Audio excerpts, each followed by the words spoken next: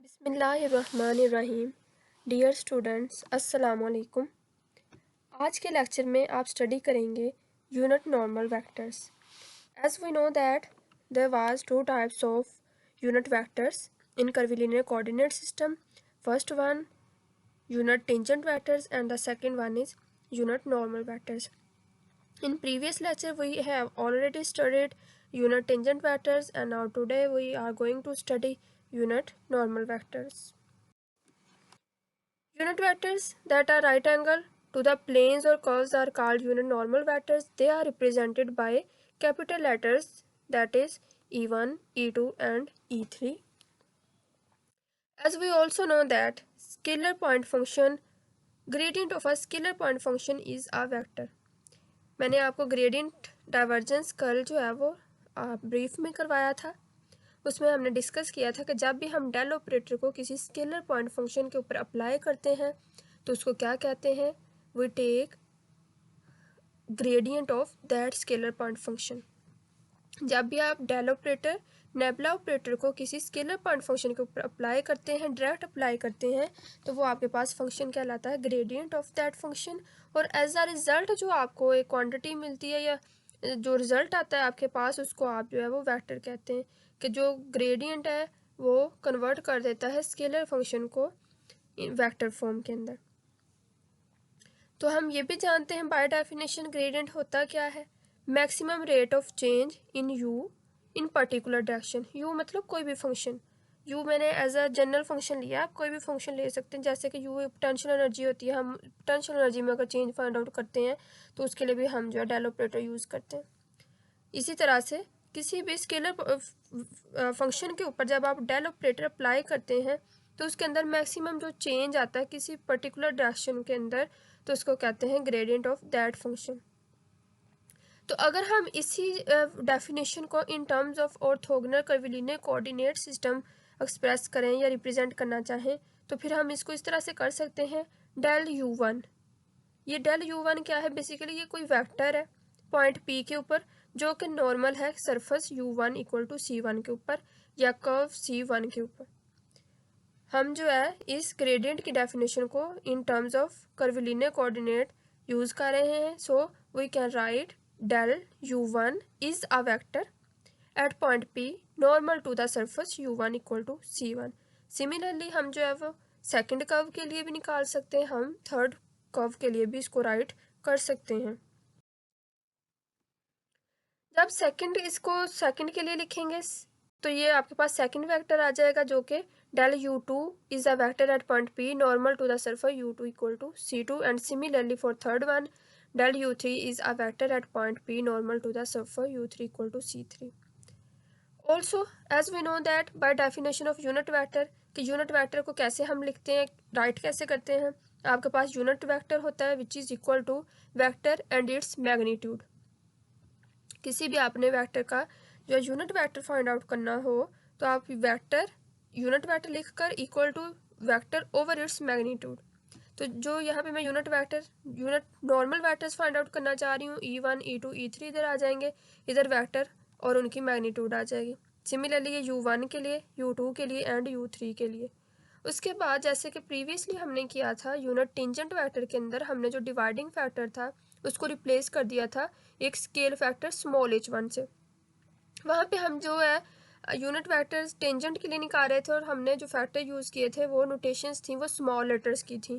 तो जैसे कि अब यहाँ पे मैं इसको कैपिटल लेटर्स में ले रही हूँ तो इसलिए मैंने इसके डिवीजन फैक्टर को कैपिटल H1 से रिप्लेस कर दिया है। Where H1 similarly H2 and H3 are scale factors. जैसे कि यूनिट टेंजेंट वेक्टर्स में स्मॉल h1 h2 h3 थे आपके पास स्केल फैक्टर्स, सिमिलरली यहाँ भी आपके पास ये h1 h2 h3 are scale factors and in each coordinate system they have different values in spherical, in cylindrical, in curvilinear, in Cartesian they have different values.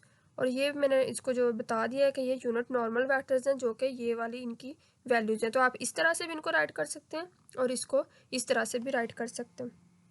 तो ये आपके पास एक इक्वेशन बन गई है जिसमें आपके पास E1 unit vector equal to है del U1 vector over H1 scale factor.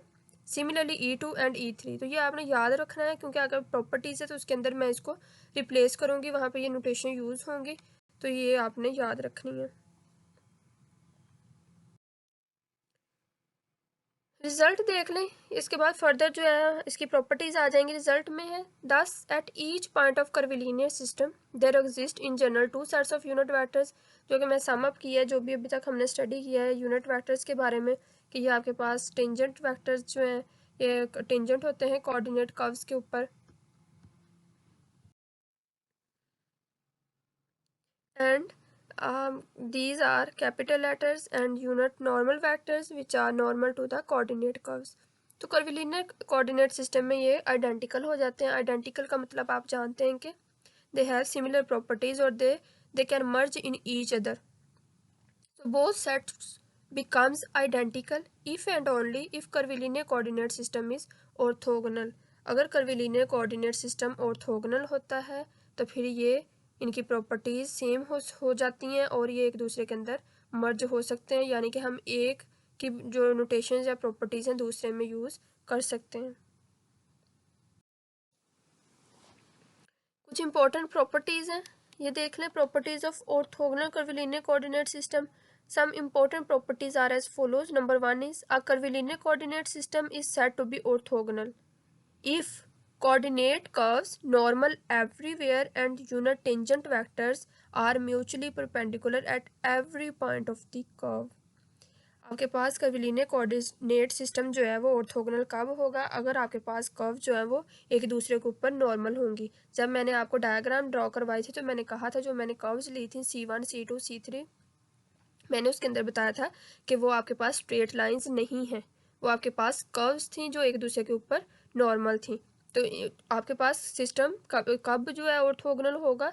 जब आपके पास किसी भी थ्री कोऑर्डिनेट सिस्टम के अंदर जो आप कर्व्स लेते हैं वो एक दूसरे के ऊपर नॉर्मल होंगे और यूनिट टेंजेंट वेक्टर जो है वो परपेंडिकुलर बिहेव करेंगे किसी पर्टिकुलर पॉइंट के ऊपर। तो उस सिचुएशन में आप जो है, जैसे कि आप सिंपल कार्टेशियन कोऑर्डिनेट सिस्टम में यूनिट वेक्टर्स की वैल्यूज़ निकालते हैं कि आपके पास i dot i equal to 1 होता है, j dot j equal to 1 होता है, के डॉट के इक्वल टू 1 होता है, और बाकी जो ऑपोजिट होते हैं I dot J J dot के वो आपके पास 0 होते हैं। तो इसमें आपने ये याद रखना है कि इसमें जो आपके पास ये यूनिट टेंजेंट वेक्टर्स हैं इसमें ऑपोजिट जो है ये आपके पास 0 होंगे, यानी कि E1 dot E2 E2 dot E3 E3 dot E1 equal to 0। इसमें भी 1 आपके पास तभी आएगा अगर E1 डॉट E1 होगा तो। और ये आपके पास बेसिकली एक वॉल्यूम फैक्टर है, ये एज इट इज़ याद रख लें। कहीं पे ये यूज़ हो, अगर कुछ वैल्यूज़ गिवन हो तो आप ये फार्मूला के तौर पर इसको अप्लाई कर कर कि आपके पास E.1 की अगर डॉट प्रोडक्ट ली जाए सेकंड E2 के साथ, यानी कि सेकंड जो आपके पास कंपोनेंट है उसके साथ, और उसका फिर रिजल्ट को क्रॉस किया जाए थर्ड कंपोनेंट के साथ, तो आंसर इक्वल टू 1 आना चाहिए।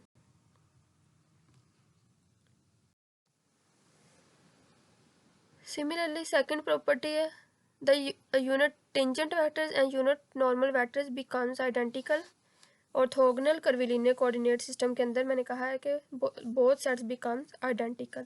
तो आइडेंटिकल है तो फिर हम पुट कर सकते हैं E1 इक्वल टू E1, यानी कि तमाम स्मॉल फैक्टर्स इक्वल हो जाते हैं तमाम कैपिटल फैक्टर्स के, या तमाम यूनिट नॉर्मल वैक्टर्स इक्वल हो जाते हैं यूनिट टेंजेंट वैक्टर्स के। इसके अलावा थर्ड प्रॉपर्टी में हम स्केल फैक्टर्स जो है उनका क्या रिलेशन हो जाता है, तो वो एक दूसरे के रेसिप्रोकल हो जाते हैं। यहाँ पे आप देख लें H1 जो है H1 के रेसिप्रोकल आ गया, H2 के, H3 के। ये प्रॉपर्टीज़ आपने एज इट इज़ याद रखनी है, ये ऐसे भी आ सकती हैं आपको पेपर के अंदर, और इसके अलावा इनको यूज़ करते हुए वैल्यूज़ गिवन हो सकती हैं तो इनको यूज़ करते हुए आप निकाल सकते हैं आंसर। सिमिलरली फोर्थ प्रॉपर्टी है replace in unit normal vectors as. जैसे कि मैंने प्रीवियस स्लाइड में कहा है कि आपने वो इक्वेशन याद रखनी थी जो यूनिट नॉर्मल वेक्टर्स की थी, तो वहाँ पे मैंने रिप्लेसमेंट कर दी है। यहाँ पे आपके पास था E1 equal to del U1 over capital H1, तो E1 जो कैपिटल था उसकी जगह पे मैंने यहाँ से रिप्लेसमेंट कर दी है स्मॉल फैक्टर के साथ, स्मॉल E1 कर दिए, ये क्योंकि हमने अभी सेकंड प्रॉपर्टी में कहा है कि इक्वल हो जाते हैं। तो इधर मैंने E1 के साथ रिप्लेस कर दिए, और यहाँ पे था आपके पास 1 ओवर H1, मतलब ये इस फैक्टर के डिवीजन में था कैपिटल H1, तो यहाँ पे ये रेसिप्रोकल हो गया था 1/h1, तो मैं उसको h1 लिख सकती हूँ। तो इस तरह से ये आपके पास आ जाती है। सिमिलरली सेकंड और सिमिलरली थर्ड, ये आप अगर होपफुली आपको क्लियर हो गया होगा। अगर नहीं हुआ तो आप दोबारा से पूछ सकते हैं। मैं एक बार रिपीट कर देती हूँ कि जो अभी मैंने पिछले स्लाइड में कहा है कि आपने वो इक्वेशन याद रखनी है यूनिट नॉर्मल वेक्टर्स वाली, जिसमें आपके पास यहाँ था capital E1 equal to del U1 over capital H1। उसको मैंने रिप्लेस कर दिया है इन दोनों प्रॉपर्टीज़ को यूज़ करते हुए। सेकंड प्रॉपर्टी को जब मैंने यूज़ किया है तो मैंने E1 को इसके साथ रिप्लेस कर दिया है, इस E1 को इसके साथ, तो इधर E1 कर दिया है, बाकी del U1 as it is रहने दिया। ओवर में जो H1 का कैपिटल H1 का फैक्टर था उसको इस थर्ड प्रॉपर्टी को यूज़ करते हुए मैंने इधर रिप्लेस कर दिया, जो कि H1 आ गया। सिमिलरली सेकंड और थर्ड को आप राइट कर लेंगे। उसके बाद फिफ्थ प्रॉपर्टी है कि आपके पास ये जो फैक्टर्स हैं, अगर आप इनको इस तरह से मैट्रिक्स फॉर्म में लिखते हैं तो ये आपके पास रो मैट्रिक्स क्रिएट करते हैं और ये इक्वल होते हैं आपके पास 1/3 स्केल फैक्टर्स के, और इसको इस तरह से भी यानी कि वॉल्यूम की फॉर्म में भी लिखा जा सकता है। तो होपफुली आपको आज का लेक्चर समझ आ गया होगा। अगर नहीं आया तो आप मुझसे क्वेश्चन कर सकते हैं, जहाँ से भी आपको प्रॉब्लम हो आप मुझसे पूछ सकते हैं। थैंक यू एंड अल्लाह हाफिज़।